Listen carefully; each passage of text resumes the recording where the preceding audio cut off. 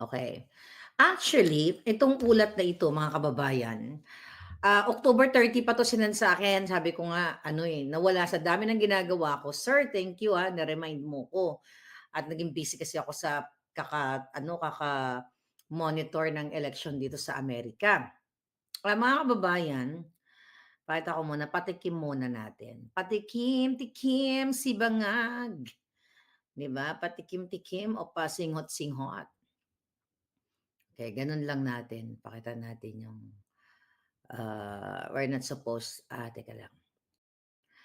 Ano kasi ito, passport ito, Okay. So, dalawang British, tingnan natin. Dalawang British, citizen, dalawang Breton.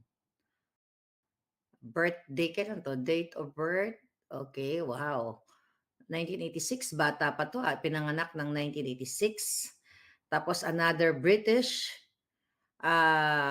citizen. Alright, ipinanganak ng 1975, March 1975 at ang aking kababayan mula dito sa Amerika, ito ay tignan natin kung anong konteksto nitong mga eksena na 'to. Okey, tignan natin. 1966 ipinanganak. Ano ito ang hawak nating ebidensya? So mga palangga, well actually ano pa 'to, December 2023 ko pa 'to sinasabi sa inyo ang issue na ito. Napag-alaman natin ayon sa ating source na minessage tayo noong October 30. Okay, Miss Maharlika, meron po akong ibibigay na information sa inyo na pwede ninyong excuse me, i-share sa inyong mga viewers regarding sa secret arrival ng mga ICC members sa ating bansa. Ito po para liputin, liputin ni Ilonggo. Ilonggo siguro 'to si Palangga. Para liputin o traidorin ang ating, Pangulong Duterte, former President Duterte. Hi, Ma'am Parvina, how are you? Ito pong issue na ito ay patungkol sa kay House Speaker Martin Tambaluslos, who secretly arranged accommodations and security for those ICC members. Alright. Sabi ko sa kanya, nagpasalamat ako. Sabi ko, baka naman sir, pwede po kayo send ng information. Kasi syempre, mahirap na yung magsalita tayo kaagad. Although, nung the moment na na-receive ko yung message na totoo ito. Kaya lang, syempre, kumukuha tayo ng mga ebidensya na makakapagpatunay, makakapag-corroborate sa ating information. Hindi katulad dyan ni J. Kung Ho na chismis-chismis lang. Sa Quadcom kasi may chismis-chismis na gano'n. Anyway, dadako tayo diyan mamaya. Okay, Miss Maharlika, there are several ICC teams na pumasok, okay, sequentially sa ating bayan simula pa po nung October. Okay? Sabi niya. Alright. Isa po sa investigators ay nagngangalang si William Rosato ay nasa bansa na. Nakastay po siya sa Raffles Hotel since October 29. Okay? Ang Raffles, di ko nga alam na, ang may-ari ng Raffles Hotel ay si Elizaldico. Okay, yung putang inang yan ang may hawak. May-ari, according to our source. Tapos siya, sabi niya, may kasama po, okay, ulitin ko. Si Rosato ay nasa Raffles Hotel since October 29. Nasa akin yung travel record nila. With an American interpreter named Maya Bracken. And, sabi niya, another investigator named Glenn Cala na kaaalis lang po sa bansa natin. So, titignan mo tayo, bago natin tuloy-tuloy yung kanyang pasabog, mga kababayan. Tinignan ko to. Anong pangalan nito ng una niyang pinangalanan na ICC? Si William Rosato. Ayon sa kanyang record, mga kababayan, ito yung mga taga-government na nakikinig sa atin. Personal details, nakalagay dito, travel type A, Ano ibig sabihin nito? A, type A personality ba ito? Kasi ginugol natin. Ang sabi dito, travel type A, travel port NAIA 1. Status A, flight number, dito siya sumakay. Flight number MH804. Actually, Googleable yan. I-Google nyo yan. MH804. Okay, ito yung pangalan niya. So, travel date October 29, 2024, 10:19, 10 p.m., 19 minutes, and 10 seconds. Dami na. 10:19, 10 p.m. Okay? Ang admit status na is EO408. Para pakita lang natin yung yung background ng passport para maniwala lang kayo. Pero hindi natin pwede pakita information. Ayan yung background ng passport talaga. Alright. Next. Pintahan kaya natin yung ulo niya. Pintahan natin yung ulo niya. Tingnan lang. Tingnan natin. Pipintahan ko lang yung ulo niya. Okay. Tingnan natin yung ulo niya. Paano ba natin ito pipintahan? Wag na. Sige, yun na lang. Baka mahirap na. Alright. So, ang sabi sa report ng ating puting ahas ay meron siyang Amerikanang interpreter na si Bracken Maya Destura. Okay? May bitbit siyang interpreter. Itong si Maya, what? Oh, place of birth? Oh, Filipino-American. Okay.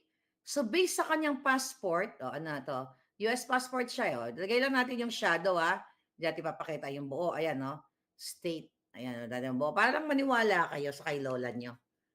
Ayan. Ay, tanya yan? Ayan yung passport ni Bakla. Okay. Tignan natin. Aha. Nationality niya is United States of America. Place of birth, I think to sa Pilipinas ipinanganak. Wait.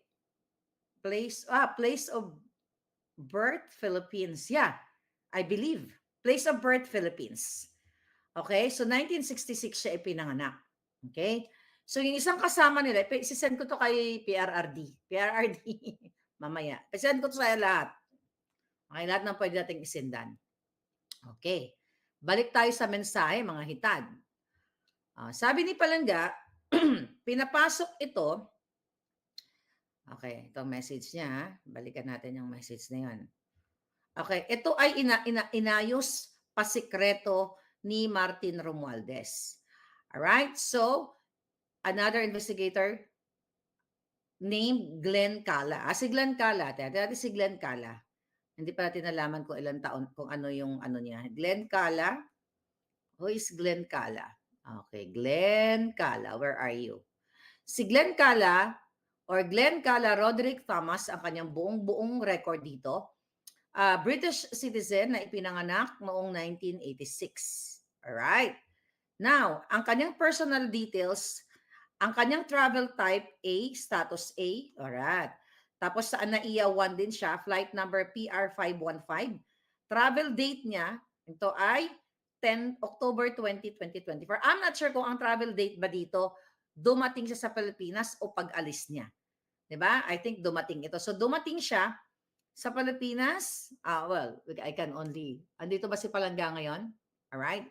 So ito October 20, 2024, dumating siya ng 12:10:48 a.m. Kasi kung may mga taga-immigration dyan, alam nyo itong pinagnangak ko dito. Yung taga-Amerika o yung US citizen naman, ang kanyang travel date, October 4, dumating na siya sa Pilipinas. Kasi may dugong Pilipino siya, Destura. Okay, October 4, 2024, alas 6:02:54 a.m. dumating ng Pilipinas. Binabasa natin to, tingnan natin. Pinakataban natin si yung isang pakita nito yung isang kalbo. O yung buhok niya. Tingnan natin. Nationality, okay, ito. Pakita lang natin to ng bonggang-bongga. Kasi personal Ito lang para makita ninyo yung sinasabi ko. Ito pwede ko tong ipakita. Puputulin lang natin yung tatakpan ko lang. Puputulin para malaman ninyo, itago natin yung kanyang passport. Ito, papakita ko to. Takpan natin. Itong si Glenn Kala, ito yung kanyang record ng pag-travel niya. See that? Ayan po. Personal details. Okay, ayan yung ICC para makita ninyo. Travel date. Okay, next. Takpan lang natin ang mga hitad. Itong isa, yung taga-ICC, bakit kayo nagtatago? Di ba legit naman yung ICC? Ba't kayo nagtatago? O bakit pa sikreto? Mamaya malaman natin. Yan, yung isa, ayan, dumating siya ng, ayan, 10 October 29. Alright. Yung interpreter, si Palangga, nakababayan ko, ito yung kanyang personal details. Yan, malinaw tayo yan na legit yan. NAIA, flight number, dada. Okay. Now what? Ano gagawin natin ngayon? Hindi natin alam kung ano talaga nasa utak na bangag ni Lisa at ni Tambaluslos. Kasi mga kababayan, according to our source, ito na. Pasikreto silang pumunta sa Pilipinas. At ito ay ang nag-asikaso ng kanilang travel details, nag-asikaso ng kanilang pagpunta sa Pilipinas para mag-imbestiga o ano, I don't know anong pakay nila talaga. According to our source, ay si Romualdez at si Zaldico. Okay.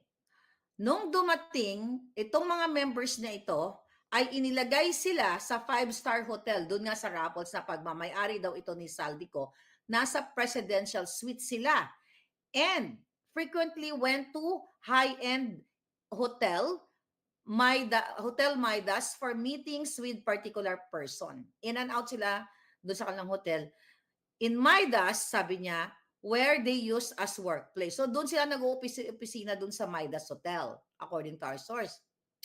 The hotel reserves several presidential suites, sunset rooms, and additional rooms for transition and breakthroughs. Wait a minute. Okay. For transition and additional room for transition and breaks. Okay.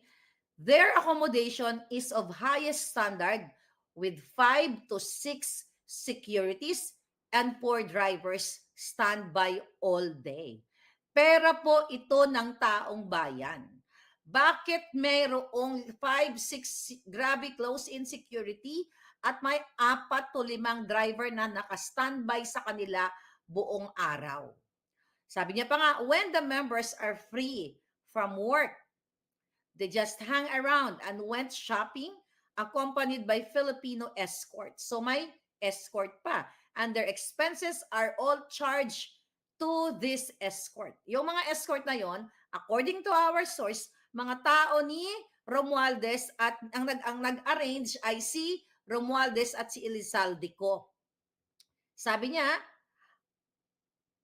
okay, ma'am, sabi niya, mayroon pa nga pong incident na itong ICC members urinated in the neighborhood of Tambaluslos Villa, which caused neighbors' complaints. So sabi niya, may pagkakataon na dinadala ni Martin Romualdez sa kanyang lugar, sa kanyang bahay, at may neighbor na nag-report, siguro nalasing, I don't know, kung sino doon sa tatlo na ipinakita natin, hindi naman siguro yung babae, na umihi at ito ay nireport ng kanilang kapitbahay. Ang tawag sa mga ito ay mga VIP. Sarado sila, banday sarado, at ito ay pinagpaplanuhan nila kung paano panagutin for whatever reason, kung paano hilain, kung ano man ang Pangulong Duterte. Meron po, very strict po yung rules nila. Okay? Very strict ang rules nila kasi sabi ko pala sa kanya, baka naman pwede ka mga-videohan mo, sabi ko, or picture. Very strict po yung rules nila using digital devices there. Imposibleng makuha ng video. Bantay sarado po. Talagang may bodyguard. Okay? Bantay sarado sila. Okay? Pero, ito po ay labas-pasok sila sa Midas Hotel. Alright? O, ngayon. Ay, nako. Sabi ito mga palangga, Nakakagalit, Miss Maharlika. Habang nagsasuffer ang ating mga kababayan sa Bagyong Christine, etong mga ICC members, okay, are feathering their nest, enjoying luxurious accommodations and services. Romualdez invest quite a lot money to serve the ICC team, which let us wonder, are these expenses covered by Martin Romualdez himself, or have they been spending the budget for flood control and relief? So Martin Romualdez owes the public an explanation. Kaya pinapasabi sa atin, so boljakin nyo yung putang inang Romualdez na yung sangkot yan sa bribery. Bakit, number one, question, bakit itinatago dyan sa hotel, ginahabon nila, yun na ginahabon, tinatago nila itong mga ICC members na ito. If they are legitimate ICC members, bakit kailangan itago sa hotel? Bakit may mga bodyguard na with high powered, security, arms, whatsoever? And bakit may shopping galore? Kasi well, kung ang intention mo, mga kababayan, ay mag-investigate or whatsoever, bakit shopping spree? According to our source, labas-pasok shopping spree and charge to the escort. At ang escort na nila ay mga Pilipino. At itong mga Pilipinong ito na may mga baril, may mga kasama din sila para mga staff and everything, taga-bit-bit siguro ng pinamili nila, ay under sa payroll ni Romualdez, under sa payroll ng taong bayan. Kaya dapat ito yung iniimbestigahan dyan sa Quad kung bakit sikretong pinapapasok yung ICC. Actually, hindi na ako nagtataka dyan. Sinabi ko yan sa inyo noong November 18 of 2023. Remember that? Meron pa ako sinabi sa inyo na isang ICC member but I forgot. Kailangan balikan ko yung mga dokumento natin. So, talagang itong pagta-target kay Pangulong Duterte, kay Inday Sara, ay planado na ito ng mga hinayupak katulad ni Romualdez, ni Tambaloslos, ni Saldico, ni Bangag, lahat yung mga yan. Kaya gano'n na lang yung eagerness nila na pahiyain, buwisitin, balahurain ang Pangulong Duterte. Kasi recently, di ba, inibitahan nila, today, hindi dumating ang Pangulong Duterte kasi sabi na ni Pangulong Duterte na hindi yan na kailangan pang umattend dahil nasabi niya na lahat ng nasabi niya, nandiyan na sa Senado, kung i-extract na lang nila yung transcript, then, sayang lang yung pera ng bayan. Dapat yung pera ng bayan inilalaan sa mga productive na mga proyekto o ibigay sa mga taong bayan na nasasalanta ng bagyo. Di ba? Parang ganun yung konteksto ng mensahe ni Pangulong Duterte. Kasi nga, itong UWAD committee na ito, talagang utos talaga ng gobyernong Bangag. Di ba? Imagine mo, bakit sekreto, Romualdez, bakit sekreto mong pinapapasok ang ICC at hawak ko yung kanilang 3 passport? Paano ko nakuha yan? Sa pamamagitan ng aking magic wand. Di ba? So these are legitimate information na kahit anong gawin yung mga hinayupak kayo, Tambaloslos, Lisa Tanas, Marcos Jr., hindi kayo makakalusot dahil hindi lahat ng nasa immigration, hindi lahat ng nasa hotel, hindi lahat ng Pilipino kaya niyong takot-takutin o kaya niyong sungal-ngalan yung bunganga nila.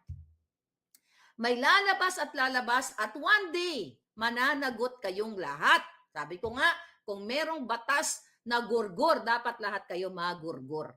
Sa ngalan ng batas, kabayaran ng kawalang hiyaan nyo, kahayupan nyo sa taong bayan. Tama si Palangga. Habang ang mga kapitbahay niyo, mga palangga niyo ay hirap na hirap, binigyan lang ng 2 perasong yero ni Bangag na kahit kulungan ng aso ay hindi magkasya. Isang basong pako, 'di ba? 2 perasong plywood, 'di ba? Ang mga ICC members ay alagang-alaga, shopping spree with bodyguard, presidential suite. Siyempre ang nilalapang niyan bonggang-bongga at the expense of Filipino people.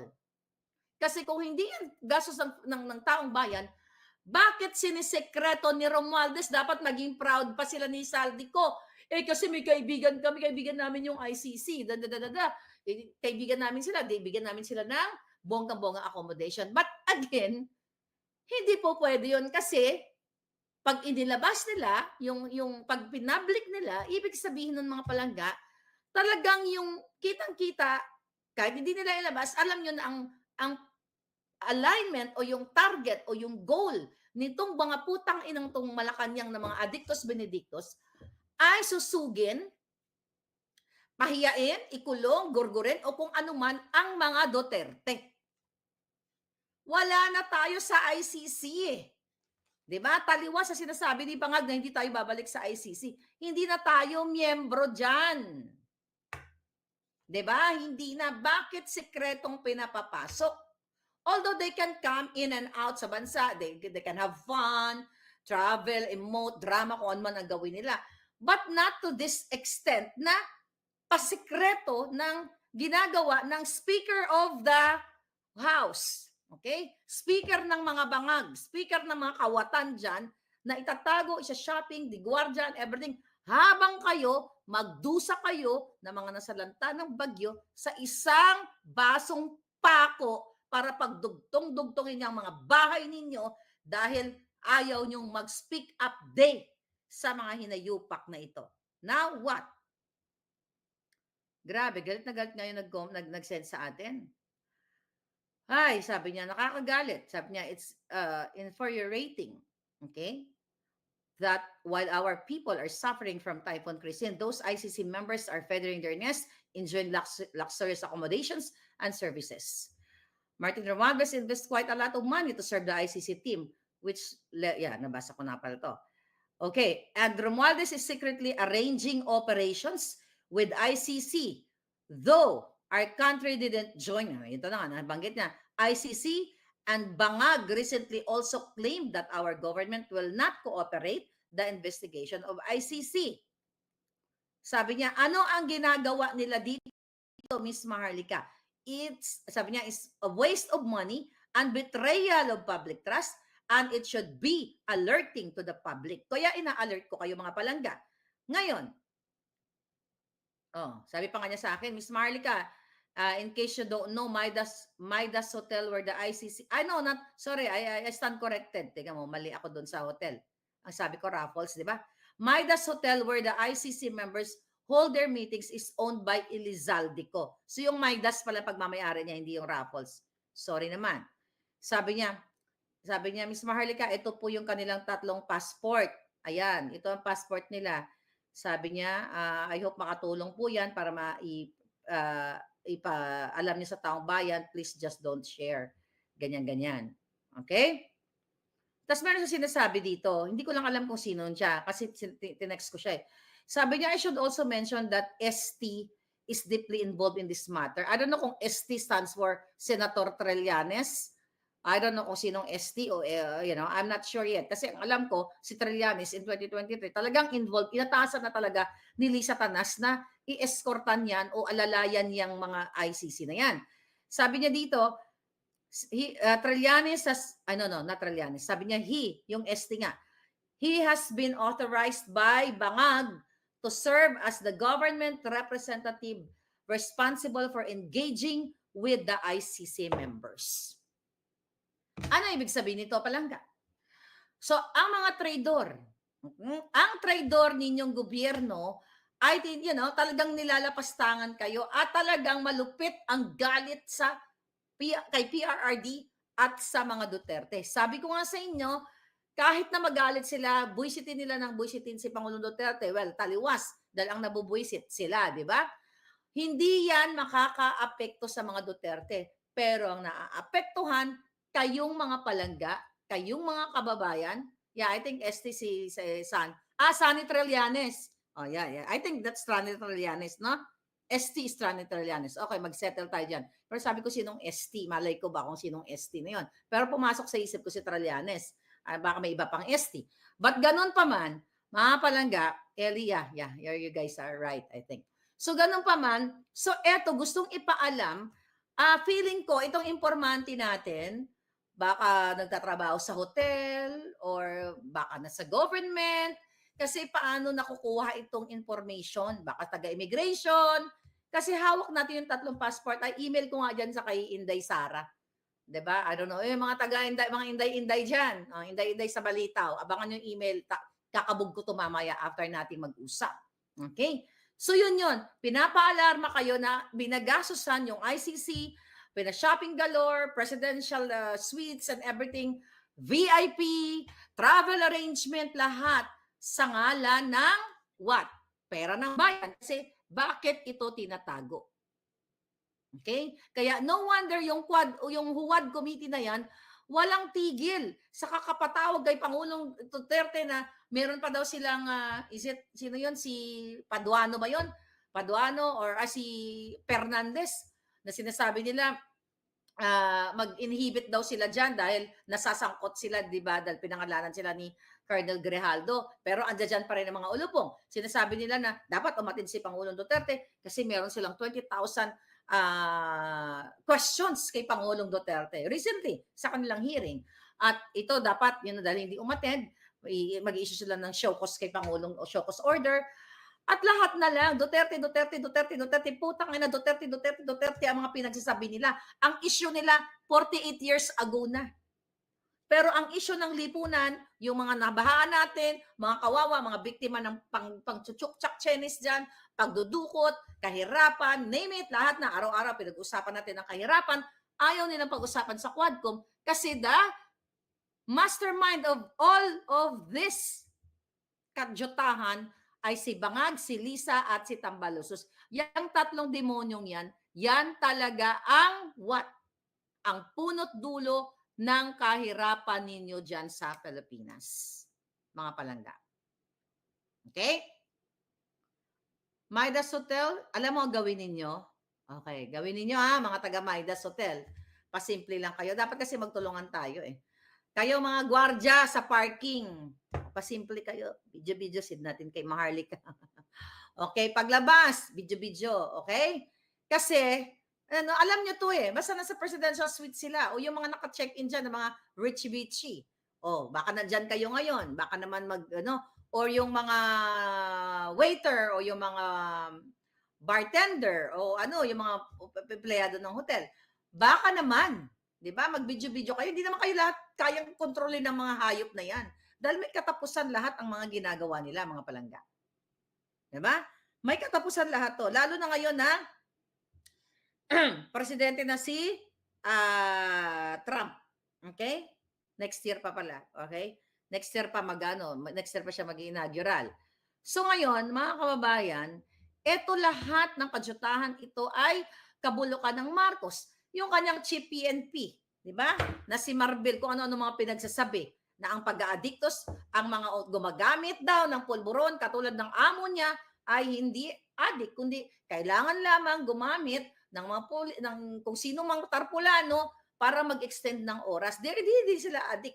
Kailangan na nilang magtugong, magsinghot para magising sila o dilat ang kanilang mga mata. My God, palangga. I hope you can do something. Dahil sobra na ang kadyayupan nitong mga hitad na ito. Okay? So it's confirmed na itong si William Rosato, ay talagang ICC, ICC member siya. Alright. Kahit i-google nyo yan.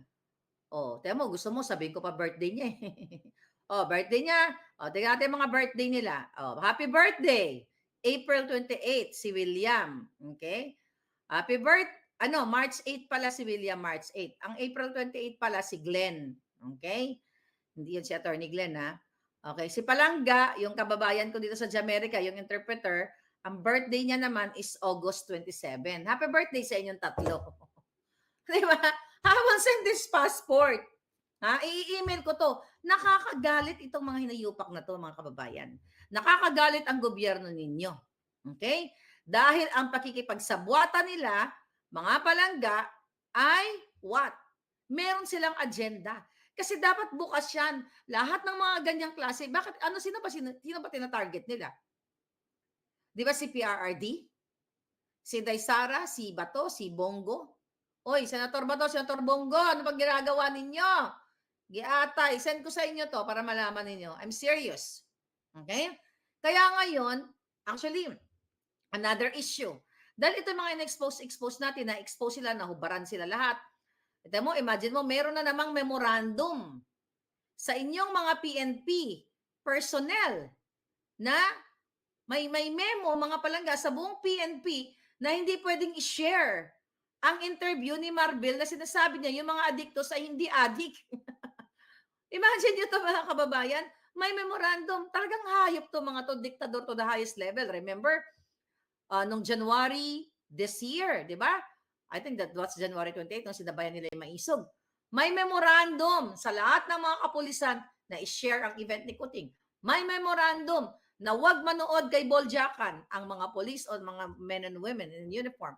May memorandum na wag gumamit ng cellphone at wag nga manood ng YouTube or Facebook. 'Di ba? Ganun ka ulul itong gobyerno ninyo.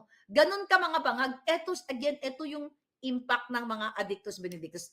Ngayon naman dahil nakikita yung paging bangag ni Marbil, kinokontrol kayo mga pulis. Sabi ko nga kayo diyan, mga supot, nagpatuli na ba kayo mga dodong? Kailan ba kayo magsasalita? Mga palangga. Kailan ba kayo magsasalita dito? Mga jutang ginemes. Nakikita nyo na kung anong kaletsyahan ang ginagawa ng gobyerno ninyo, lahat na lang ng pakikipagsabwatan, pakikipagparte, pakipagtsuktsakan. Yung isa nilang alaga diyan na si Aklang Kambing. Ano yan, inaaratay na ni Tita Aida, niyayakap na. Ayon sa ating puting as. At least, I hope magyakapan na kayong lahat yan. Yakapin nyo na si Tita Aida at sana Tita Aida, kung naririnig mo ako, bit-bitin mo na lahat sa impyerno yung mga yan. Kasi gusto nilang maging ala Didi dito, di ba? Na, tsuktsakan blues, swing here, group tsuktsakan and everything. You know that already. Ito ang imahe ng inyong gobyernong hangal, bangag, Kaya lahat kayo kontrolin. So kaya sabi ko sa inyo, ano pa bang inaantay ninyo mga hitad? Hindi pa kayo mag-speak up? Then recently, ang inyong senador na si Gatchalian, deny pa yung mga inayupak, na fake daw yung plate number o mga records nitong Escalade na nahuli dyan sa EDSA na nag-violate ng traffic rules, di ba? Na gusto pang managasa ng ng ating traffic enforcer. Ang sabi ni Gatchalian, nasa LTO na yan. Nahuli na picturean, di ba? Tama ba? Yung tatay niya na picturean. So nakita niyo yung mga kagahayupan ng inyong taong gobyerno? Walang sinusunod na batas. Gusto pang pumatay, gumurgur ng tao. Imagine mo, kawawang enforcer. Nagtatrabaho lang yan. Gugurgurin mo o sasagasaan mo ng ganun-ganun na lang. Tapos ayaw pang umamin na sa kanila, under sa kanya yung sasakyan. Tapos, Senado, Kongreso. Kaya dapat buwagin na yan eh. Kaya sabi ko, dapat wala tayong gobyerno. Kanya-kanya na lang tayo. Buisit. Ay, nako mga palangga. Ano sabi niya? Statement niya. Ito pala statement niya. I do not condone the traffic violations committed by the management of Orient Pacific Corporation. As a public servant for 20 years, I have always adhered to following the rules and the laws of our land. Susunod tayo sa batas sa lahat ng pagkakataon. Ito ang ating prinsipyo bilang isang lingkod bayan sa loob ng mahabang panahon. The issue is now with the Land of Transportation Office, and it's the agency responsibility to resolve the matter accordingly. So walang pag-amin. Na-video na yung tatay niyang julul eh. Walang pag-amin. So, pilit nilang tinitwist ang batas. Nakita nyo, walang pag-amin. How much more yung mga behind the scenes, yung mga ginagawa ni Lisa Tanas. Di ba? Balikan natin yung tungkol sa ICC. Ang sabi ng ating informer, mga kababayan, ay inatasan ni Bangag si Trillanes. Di ba? Sabi niya, si ST, si Sonny Trillanes, na ito ay talagang involved siya dito at siya yung inauthorize ni Bangag para maging government representative. Bakit maging government representative si Trillanes? Ano ang posisyon niya? Meron ba siyang inappoint ba siya ni Bangag sa isang posisyon na isinekreto na naman sa taong bayan? Katulad ng pagsekreto ni Bangag Jr. at ni Lisa Tanas sa pag-appoint kay Michael Ma na pinatawag na smuggler dyan sa Congress na hindi na natuloy-tuloy hanggang ngayon dahil lingid sa kalaman ninyo, that was in 2023, January 2023, in-appoint na as special envoy to China na kasangkot, kasabwat sa kanilang mga smuggling dealing dyan. And now, ito si Trillanes, di ba? Nakita, inulat ng Net25 na si Trillanes ay nasa opisina ng mga chairman ng mga julul doon sa Quad Committee. Okay? At ito ay nagdidikta na i-extract, okay? Extract. Magaling talaga yan si Lisa Tanas sa extraction eh. 'Di ba? O pangidnap or dito sa case ni Trillanes, i-extract, dukutin. It's the same thing. Pero this time ang dinudukot mga papel o yung mga transcription nung nung pinag-uusapan doon sa Quad Committee, 'di ba? So, ano doon si Trillanes? Ano ang role niya? Kasi pag public pag in-appoint ka, lahat po ng ina-appoint ng gobyerno, hindi po pwedeng i-secret na lang natin ito. Katulad ng ginagawa kay Aklang Kambing. Okay? Na nakabantay siya, may nagsabi sa akin, bawat words ko dito binabantayan ka. Hindi ka ba bakla na akla na tutuliglig yung tenga mo sa bunganga ko? Kasi never ako nakikinig sa isang taong julul na, na kawatan, binenta ang kaluluwa, di ba? O niyayakap ni Aida o whatever, kung ano pa man. Hindi ko kayang pakinggan yan. Pero according to my source, araw-araw siya nanonood. Di ba? Malapit ka na, yakapin ka na tita Aida mo at dadalhin ka na sa impyerno. Di ba? Kasi binabantayan nila yung bawat word ko para mag-file daw sila ng mga cases, hindi daw nila ako tatantanan. Di wag yung tantanan, hindi ko rin kayo tatantanan, mga ulol kayo. Di ba? Kayo lang ba ang pwedeng lumaban? Lalabanan namin ng mga demonyong katulad mo. Kaya ikaw, Aklang Kambing, ipagdasal mo na yung mga gamot na iniinom mo ay epekto pa yan. May effect pa. Kasi pag nababalutan ka na ng mga toxin dahil sa kalalamon mo, kalalantak mo ng nakaw sa bayan, sisingilin ka niyan, Aklang Kambing. Diba? So now, balikan natin dito. Balikan natin si Trillanes. So, isinisikreto sa inyo, ayon sa ating source, na ino-authorize siya ni Bangag Jr. Nasa Constitution ba? Anong article, Republic Act, eklabush, na inaatasan mo ang isang private citizen para makipag-connives o whatsoever man sa mga ganyang dealing? Kasi pwede namang pumasok ang ICC sa atin. Wala naman, di naman sinabi yan ni, I think that was Pangulong Duterte, no? Pwede naman silang pumasok dyan, mamasyal sila, magtanong sila, but walang responsibilidad, walang batas na pwedeng makipagsabuatan ang gobyerno sa kanila kasi wala na tayo sa ICC. So yan mga palangga. Kaya dapat, okay? Kaya dapat talaga sabi ko sa inyo, mga mga uniform personnel, magpatuloy na kayo lahat. Visit. Hanggang ngayon, supot pa rin kayo. Well, no offense doon sa mga palangga. Alam nyo, lahat ng mga matatapang, huwag kayong ma-offense sa akin. Dahil for sure, naintindihan nyo ako. Kasi yung ibang mga natin, mga informante natin dito, they are uniform personnel na sukang-suka na. Kaya hindi ko nga alam sa inyo, sabi ko magpatuloy na kayo lahat. Kailan nyo ito tatapusin, mga akla? Kailan nyo ito tatapusin? Meron na tayong mga senyales, okay, na mga gandang mga nangyayari. Look at that. Okay? Sa pagpanalo ni Trump. Si Trump ayaw ng gera niyan. Tandaan ninyo. Kaya yung gusto ni Bangag na makipagbang-bang-bang sa China, hindi yan mangyayari.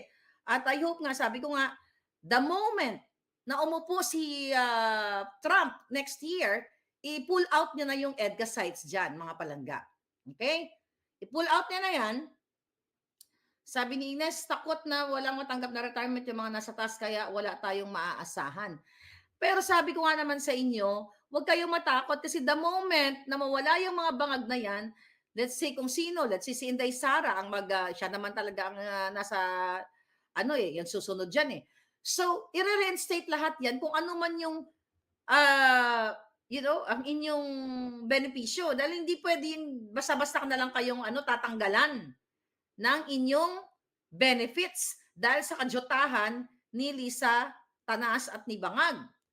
So far, by the way, pupunta tayo kay Lolo Trump ninyo. Ngayon, tignan natin kung ilan na nakuhang boto ni Trump. 312 Electoral College. 312 Electoral College votes, while Harris is 226 Electoral College votes. Naintindihan niyo ba yon?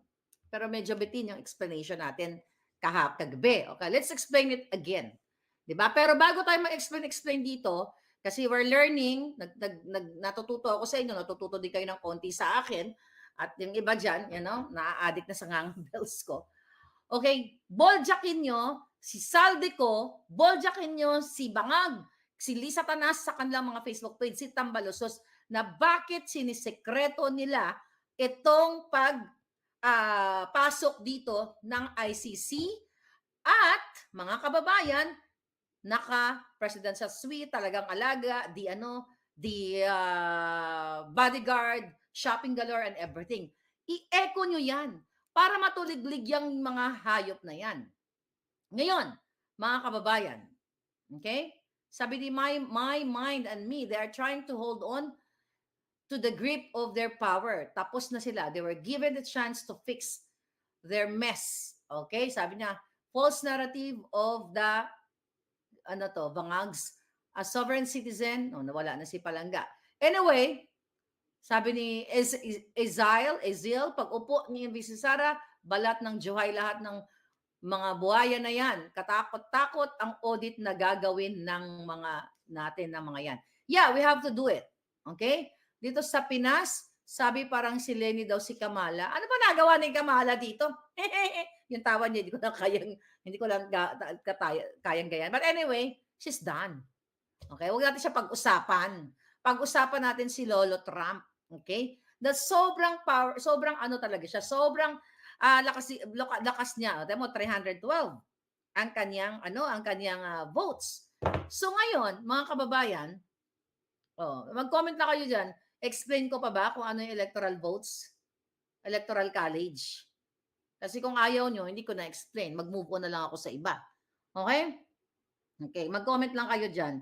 Sabi ni Hello Ugata, hello Palangga. So ngayon, mga kababayan, ang dami kasi nagtatanong bakit ganyan daw ang botohan dito sa Amerika iba. Okay, sabi ni Tinky, explain natin. Okay, explain natin ha. Saglit lang. So far, ilan na to si Trump? 312 electoral votes, 'di ba? Pinaliwanag natin kagabi na mayroong 538 na electoral college votes. Ano-ano ang 538 electoral college votes? Ito ay nagre-representa sa bilang ng mga senador at ng mga kongresista. So merong 100 senador ang Amerika na nagre-represent sa 50 states. So bawat state tigda dalawa. At yung 435 na kongresista ay nagre-represent sa 50 states. At ang mga kongresista o yung mga representatives natin kasi kongresista ay yun yung bilang ng mga distrito. Depende sa population. Except the Washington DC, mga Palangga, District of Columbia, they are not state. So meron silang 3 electoral college votes. Kaya naging 538. So ngayon, okay, ano ang nangyari dito, mga Palangga? Sabi nila kasi mga kaibigan ako, nag-usap kami, nagdi-discuss kami ng mga ganyan, mga Amerikana din. Ano ba tong electoral votes na to? Hindi natin maintindihan. So mga Palangga, hindi to, mali kasi mayroon kasi ako nababasa na hindi naman binibilang ang paramihan ng popular votes sa Amerika. Okay, may ganong connotation. Hindi naman paramihan ng popular vote, ay ng boto. Ng popular vote, yung number of people na bumoto. So ngayon, ang mga eksena, ganun rin. Okay, ganito. Somehow, yes, but here's the thing, pating. Okay. So sa Amerika pala, mga hitad, 50 states, di ba? Yung 48 states, mga Palangga, kapag nagkaroon ng election, presidential vice president, di ba? Isa lang yan, magkadikit yan. Kung sino ang makakakuha ng popular votes sa isang state, ibig sabihin, siya ang makakakuha ng electoral college votes. Example ulit natin ang California. Ang California, meron pong 54 electoral college votes. Ibig sabihin, kung sino ang makakuha ng popular vote sa California, which is si Kamala Harris ang nakakuha, automatic, base sa Konstitusyon ng Amerika, she will get automatically the 54 electoral college votes. Ang ibig sabihin niyan, mga kababayan, ay winner takes all. Sabi nga. Ngayon, mga kabalangga, 48 states yung ganyan. Sa Vegas, sa Texas, sa Florida, di ba? Kung sino ang makakuha ng popular votes, siya yung makakakuha ng electoral college votes. But mayroong 2 state na ang tawag doon sa kanila ay, kung tama yung pagkakatanda ko, proportional allocation method yung ginagawa nila sa pagbilang ng boto o kung sino ang makakuha nitong electoral college votes na ito. So, ang Nebraska, merong 5 electoral college votes. Ang Maine, mayroong 4. Okay? Mayroong 4, then ang Nebraska, mayroong 5.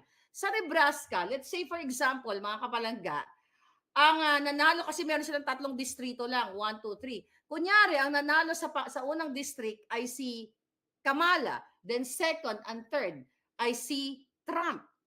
Automatic, si Trump ang makakakuha ng, syempre 2 district na padalo na niya eh. So, ibig sabihin siya yung may popular votes. Automatic si Trump ang makakakuha ng another 2 electoral college votes, which is makakuha siya ng 4. Si Kamala, 1 lang. Yun yung tinatawag nilang proportional allocation method. Whereas sa ibang 48, sa ibang states, which is 48 states, winner takes all. Kung sino ang may popular, mas maraming nakuha ng boto, siya lahat makakakuha ng electoral college votes na yon. Kaya yun yung yun yung isa. Actually, mahaba pa ito, mga chika-chika na, mga chika about, at least may konti tayong kaalaman. Di ba? Yun yung istorya na yon. Kaya, ano ba itong electoral college? Ngayon, i-explain ko lang itong kung sino ba ang bumuboto. Kasi, ang sabi dyan, hindi talaga yung mga tao yung bumuboto kung sino yung maging presidente. Somehow, yes, kasi yung electoral college votes na nakuha nila, merong mga inatasan na mga electors, both parties, Republican, Democrat. Then, dahil ngayon, tapos na yata bilangan o hindi pa tapos, nagbibilang pa rin sila, di ba, sa ibang mga state. So, merong 54 electors na sinasabi natin kagabi, sa pagdating ng December 16, first Monday after the second Wednesday of the month of December, that was December 16, ay magmi-meet up sila sa capital ng isang state, let's say, dito sa California, sa Sacramento, di ba? So, ilalagay nila lahat yung kanilang mga boto doon, yung 54, Kamala, di ba? Yung 54 electors.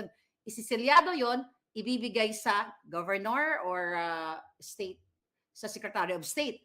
Then that December yon, December 16 parating. Then after that, ipo-forward na sa Congress. Doon na yun bibilangin, i-certify, gano'n, totoo ba, na ganyan-ganyan, na ito, legit ba itong boto na ito, check nila. So then after that, January 6, magkakaroon ng inauguration sa January 20. I can explain, mahaba, pero maiksi lang kasi, I tried to explain yung simple lang natin pagkakaintindi. Pero yun. So, again, yung popular votes is really important. Yung paramihan ng boto, importante pa rin yun kasi kung hindi ka makakarami ng boto sa 48 states, kung hindi ka kumuha ng popular votes, hindi mo makukuha yung electoral college votes. So yun. Although, kasi nga, yung total of number of votes, nagbe-base kasi yan sa population ng bawat state. Kaya may pagkakataon, nung Al Gore and Bush, Trump and Hillary, ay mas maraming boto si Hillary, pero nanalo si Trump. With that electoral votes, Bush na yan. Okay, now, na-explain ko na. May nagtanong. So, ngayon, mga palangga, I hope naintindihan ninyo, Ferdinand Dolosa, Alan Gatchalian, sino? Si Gatchalian? Si Gatchalian ang si Gatchalian yung nahuli yung tatay niya. Okay. Then, gugurgurin natin ng isang Gatchalian. Okay. May nagurgur na tayo. Di ba? I love that. At least ngayon, may nagurgur tayo. Okay. Si Adrian Kinagon, thank you so much. All right.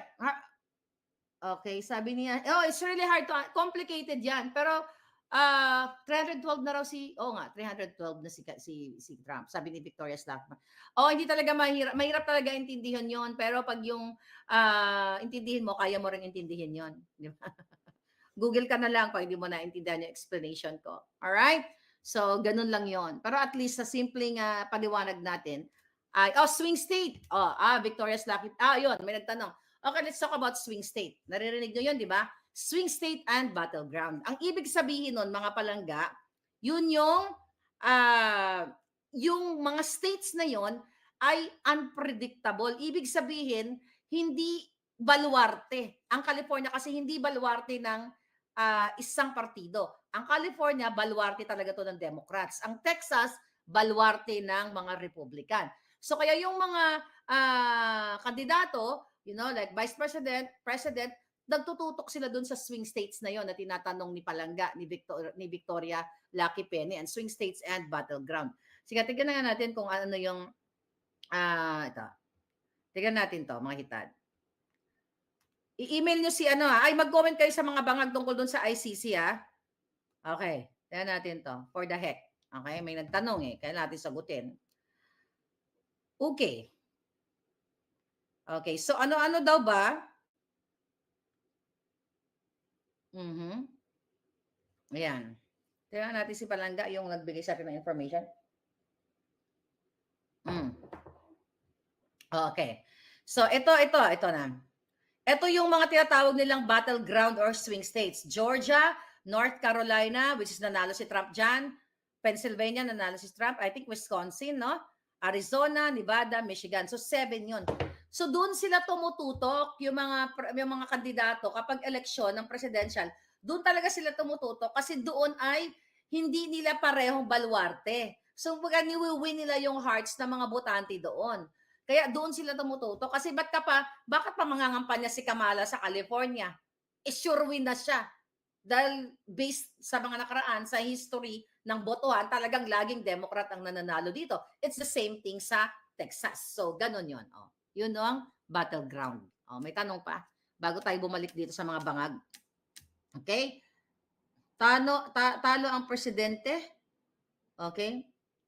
Present sa WADCOM at mga anti-Duterte vlogger nakikipagbardagulan ako, sabi ni DDS. Yeah, June Gallardo, 7 swing states. So, ulitin natin, dahil may nagtanong, ang swing state po, yan yung mga state na hindi baluarte ng parehong kandidato. So, kailangan nilang magpa-cute-cute para makuha nila ang majority votes. Alright? Ito, tanong. Sabi ni Klong, ask ko lang, Ms. Marla, if ever ba pwede ba magbago ang isip ng mga electoral colleges even if manalo si Trump by popularity? Pwede ba matalo ang... good question yan, Klong Beltran. Okay. Yes. Pwedeng magbago ang utak ng electors. Tandaan ninyo, bawat partido, Republican, Democrat, prior to the national election, meron silang itinatalaga o ina-appoint na mga electors. Okay, good question. Let's say, for example, this is just for the heck, pero imposible ito. Kunwari lang, ang lamang ni Trump, kunwari lang, ay 10 electoral college. Okay? 10 electoral college votes. Itong 10 electoral college na to, kunyari they're also Republicans They're electors from the party Republicans. Dahil siguro may galit silang kay Trump kunyari o nabayaran sila or whatsoever, pwede silang hindi iboto si Trump. Mag-a-abstain sila. So ngayon, magiging hindi na lamang si Trump ng 10 electoral college votes kasi mag-a-abstain yung 10. So ano mangyayari dyan? Alright? Congress magde-decide ng but ang tawag sa kanila ay faithless electors. Ibig sabihin mga julul. Ibig sabihin faithless electors, mga jutang sinimis. Di ba? Kasi may batas yan na kung sino ang nanalo dyan, good question yun parang Klong Beltran. Kung sino nanalo sa state na yan, automatic yung electors na itinalaga ng Republican o ng Democrat, kailangan ilagay mo sa balota yan. Pero, that was before. At nung time na yon, parang walang parusa. But the Supreme Court issued in 2020, kung naalala ko, tama yung pagkaalala ko, in 2020, na kapag merong faithless electors or yung mga julol na electors na ayaw nilang iboto kasi buwisit lang sila kay Trump, ayaw nilang manalo o gusto nilang bigyan ng hardship si Trump, mag-a-abstain sila, may kaparusahan. At bawal na ngayon yan. Kasi may batas dyan na sinasabi kung sino ang nakakuha ng popularity votes dyan sa lugar na yan, sa state na yan, automatic ikaw, electors, kung 10 kayo, you have to, what? You have to elect that presidential. So yun yun. Okay? I hope naintindihan mo Palangga. That's my answer to you. So again, ang tawag dun sa mga electors na yon na gustong mag-abstain o ayaw sundin ng batas, faithless electors. Okay? Or julul electors ang tawag ko sa kanila. Sabi ni Rosalina, VP Sara should step up to be a leader. She already knows that BBM does not know how to be a leader. Then she should be assumed the presidency by leading the people power. We will follow her. Ayan, sana marinig tayo ni Inday Sara. Okay? Sana nga. Sabi ni Palangga, so parang useless din yung boto ng bawat individuals, madam, kasi naka-base pa rin sa mga electors ang pagkapanalo ng presidential candidate. Sabi ni May Ann answer, no, it's not. Kasi, ulitin natin mga Palangga, may 48 states, again, na ang law, kung sino ang makakuha ng pinakamaraming boto sa 48 states na yan, otomatiko makukuha niya ang electoral college votes. So, kailangan pa rin ng popularity votes kasi kung hindi man nanalo si Trump dyan sa let's say, Texas, Wisconsin, o kung saan pa mga state, hindi niya makukuha yung electoral college votes. So, kailangan pa rin ng popularity votes. Magkakatalo lang dan sa tali ng popular votes. Kasi nga, iba-iba ang bilang ng mga citizens sa iba't ibang state. At bawat state nagre-represent ng number of college, electoral college votes. Okay. Bawal daw po yung bawal daw po pag VP ang mag-lead ng ouster. Hindi naman kailangan siya mag-lead ng ouster. Nag-speak up lang siya ng speak up. Oo, may tama ka doon. Mag-speak up lang siya. Nagsasalta naman si Inday. I think you guys, you have to act now. Especially yung men and women in uniform. Watching from Riyadh, sabi ni Heidi Marigundon. Alright? Sabi ni Den Scorpion, swing states. I love this. Diyan nakipag-swap ng Juwaers, Sinabangag. O, doon sila nag-swing. Mga swingers. Okay? And doon sa ipag-tsuktsakan. Wish ko talagang si Trump na talaga maging president, sabi ni Vilma. Ay, maliwanag na yung Palangga. Maliwanag na yon. Nag-concede na si Hitad.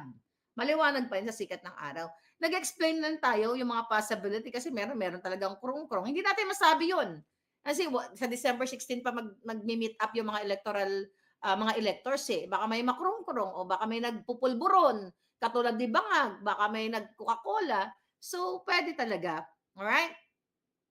Watching from Illinois. Arlene, ayan, bumoto ba kayo dyan? Okay, tignan lang natin to si Palangga. Yung nagbigay sa atin, nagtimbre sa atin. Okay? Pero you know what? Kahit ako hindi ko kabisado yung mga, uy, ano to? Oh, okay. Oh, may bago na nag-message sa atin. Madam, October 26 ata ng madaling araw yon, lumapag si Tambi sa New York. Pinoy na piloto ang kasama niya. Pagmamay-ari ni Lucio Tan ang private plane. They stay sa Times Square with the group. Kaya siguro baka sinundo ni Tambi, okay? Ni Tambi mismo, December 26, nakipag-usap sa kanila dito. Legit ang info kasi isa siya sa kasama sa loob ng flight. Ngayon, sabi niya, andito si Romualdez. O, ito, panibago na namang informante itong mga nakuha natin. Well, the fact, mga kababayan, okay? The fact na hawak ko yung pasaporte ng tatlo, legit yun. Pinakita ko na sa inyo yung travel history nila, di ba? Travel information nila. Okay? Bawal talaga mag-lead ng people power. O hindi naman kailangan siya mag-lead ng people power. Kailangan lang natin ng alindog ni Inday Sara. Sabi ni Marilu Watanabe, good, Trump will win the election in US. He doesn't like war. He's peace-loving person. That's true. Okay. Booking na ang jutang gininang tamba, sabi ni Balitangatan. So, tignan natin. Okay, tignan natin kasi, by the way, ulitin ko, mga palangga, lahat, hindi kailangan, lahat kayo, wherever you are, mag-i-email tayo sa Office of Donald Trump o sa mga anak niya. Basta magre-release tayo ng mga email later on. Okay? Pag nasalantan ko na yung mga email address nila, atakin nyo ang pag-email sa Trump team.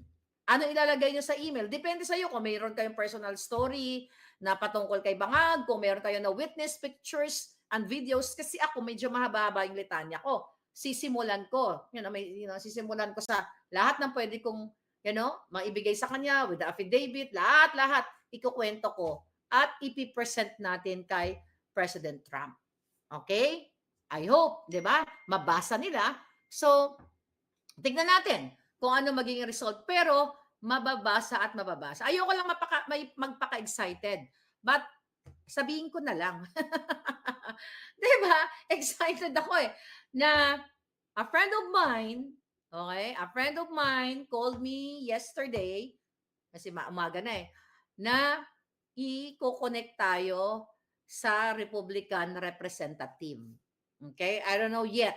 I-connect daw niya tayo. So, titignan natin kung ano ang mangyayari dyan. But, kayo na mga OFW, kayo mga nasa Pilipinas, wherever you are, simulan nyo ng mag-email. Pero, Google naman yan. I-Google nyo yan, yung mga legit information dyan ni Trump. Tapos, i-attach nyo yung mga picture, yung video ni Bangag. Andyan pa naman yan yung sumisinghot. I-attach nyo yung nasa TikTok ko, yung voicemail ni Lisa. Video ni Lisa na kung saan na yung inaatasan niya yung asawa ni Teddy Boy Locsin Jr. na i-push or i-distrong ka rin or gamitin ang kapangyarihan para i-kidnapin yung dalawang bata, with that fabricated stories, fabricated crime. So yun yung mga ilalagay niyo. But anyway, I will guide you. Right now, medyo busy-busyhan lang tayo, pero may mga tumawag na sa akin, let's do it. So yan ang gagawin natin na talagang tututukan natin, mga kababayan, ang issue na yan para malaman ni Trump na ang presidente natin ay bangag. Para, makikita naman yan. Yung Hi Louie, sabi ni Cotton Fin 25. Yeah, yung Hi Louie, yes, at yung authenticate. Well, ako na bahala, ako ang magpo-forward ng authenticated yung papers. Yung result, ako na ang mag-authenticate. Hindi ko kasi pwede i-share yun sa inyo palangga kasi meron akong pinirmahan na contract doon not to disclose on public. So, ako ang magpo-forward kay sa Trump campaign. So, magtulungan tayo. Ngayon pa lang, kung kayo ay maraming kung kayo ay maraming mga time dyan, wala kayo masyadong ginagawa, try na mag-email. Whatever message na gusto nyong i-inform. Kung yung mga pinag-uusapan natin dito, kidnapping, smuggling, lahat, may Google Translate naman yan dyan. You can use that later, para maganda sa lansa ng inyong mga mensahe. Okay?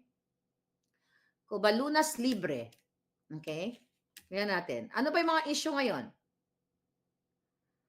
Sabi ni FJ's Moves, ano pong epekto, ma'am, ng pagkapanalo ni Trump sa mga Duterte? Well, para sa akin, kasi maganda yung relationship ni President Trump at ni Pangulong Duterte in the past, and they respect each other. Di ba, remember, ginines ni Pangulong Duterte si Obama dahil sa yung gusto siyang gusto nilang underdog pa rin tayo, Song Julul, katulad di Bangag, di ba? So I believe, kung ano yung tanong mo, ano ba magiging impact? Well, definitely, ang makikinabang niyan, si Inday Sara. At hindi sa mga Duterte magiging impact sa mga Pilipino. Bakit kamo? Trump is pro-life. Ayaw niya ng bang, bang, bang. So, ang expect natin na ma-pull out yung mga sundalo dyan sa Pilipinas na sinasabi ng Bangag administration na they're there for mga disaster emergency. Pero di naman natin sila nakita sa Bicol, 'di ba? Sa itong nakaraang kalamidad, di naman natin sila nakita. So let's look forward na ma-pull out 'yan. Kasi nga 'di ba ang gusto ni Bangag ay nagtapang-tapangan na babangbangin natin ang China. So si Trump kasi ayaw niya makipagyera, gusto niya lang magkipagnegosyo. So sa bang bang bang, talo lahat 'yan. Whether anong lahi mo, talo ka diyan. Walang panalo sa pakikipaggiyera. Kaya ang impact niya not only sa Pilipinas but to the whole world. At baka i-declare ni Trump na stop na yung giyera sa Israel, diyan sa Ukraine, 'di ba? So yan lang yung magbebenepisyo siguro sa buong mundo. Tinawagan po, sabi ni Rosario Tan, tinawagan po ni Trump si PRRD noong nakaupo si PRRD. So yeah. Sabi ni Marky Mel Pretty, bang bang bang talaga, as in bangag, hayop na yan. Sana unahin po muna na i-pull out ang mga EDSA sites o yung mga palangga doon, sabi ni, what's that? Ni Chen. Alright? Looking forward for the freedom of the Philippines from the bangag and smugglers. Konting kembot na lang mga kababayan, sabi ni Okja D. Little Lion. Ayaw ni Trump ng mga bangag na criminals. Ayaw din ng bang bang bang. Economic world war ang gusto ni Trump. Giyera ang ekonomiya, hindi world war, sabi ni June Gallardo. Ginordor ka na, madam, sabi ni Marky. Ginordor na ba ako? Okay? Yes. Mhm. BFF sila ni Pangulong Duterte. Ibalik ang pera ng bayan na pinaghirapan, sabi ni Melba Sutcliffe. Okay? Amping, sabi ni Dynamic Force. Sabi ni Trish Ongpauco, Miss Marlica, ipadala mo book ni Attorney B. Yun na, isa pa yun ang gagawin natin. Hindi ko pa napadala ngayon, di ba? Sabi ko kanina sa inyo. Well, isa pa yan na gagawin natin. Ipapadala ko talaga yung book. Kahit yung buong natitira na lang dito, ihagis ko dun sa Mar-a-Lago. Di ba? Kung pwede lang. But we will do that, mga palangga. Anyway, I hope na ma-share ninyo ang information, especially etong pagpasok ng ICC. Pinakita ko naman sa inyo yung information ng kanilang travel at i-forward natin, i-email natin sa Office of the Vice President. I-email natin sa kay Pangulong Duterte para baka wala pa silang kopya nitong mga taong ito, baka sakaling makasalubong ni Inday o ni Pangulong Duterte, at least kilala nila, di ba? Baka mamaya, hindi natin alam kung ano mga talagang intention ng mga yan kasi you'll never know. Okay? I love you too. Let's share the presente. Thank you, Palangga. Damam Saudi Arabia, si Chai Shukarap TV Vlog. Thank you, Palangga, sa iyo. Nag-double kayod na ang tuwadkom, sabi ni Singhots. Alright. Marlene Bernardo, Maharlika Wealth Fund, ibalik sa Land Bank and DBP. Ang dami, mga palangga na datin, pwede nating pag-usapan. Atakin si Butod pag invited si Inday Sara sa inauguration ni Lolo Trump. Alam mo, MZJ, Buckle Mayor, actually yun yung nai-imagine ko na maimbita si Inday Sara at Pangulong Duterte sa inauguration ni Trump. Pwede nating gawin niya. Well, for sure, may connection naman si Pangulong Duterte dyan dahil dating presidente yan eh. Meron yan. Yan ang pakabangan natin. Tama ka, baka atakihin si Butod. Lalo na kung nandoon ako. Wishful thinking lang naman. Diba? Malay mo na, nandoon ako sa inauguration. Malay mo, ma-receive yung email natin. Tapos ma-invite tayo. Di kabugsa ba nga yun? Anyway, so yun na lang muna mga palangga. Mag-usap-usap muli tayo. This is your Palangga Maharlika. Huwag kayong sumuko. Nakakapagod man lumaban, pero pwedeng magpahinga, tumayo, lumaban uli. Doon sa mga supot ng mga men and women in uniform, yung men lang pala, kasi yung women, di naman pala yun. Yung mga men in uniform, magpatuli na kayong mga dudong at kailangan nyo ng mag-speak up day. Again, ingat kayo. Bye. I'll talk to you later. Thank you.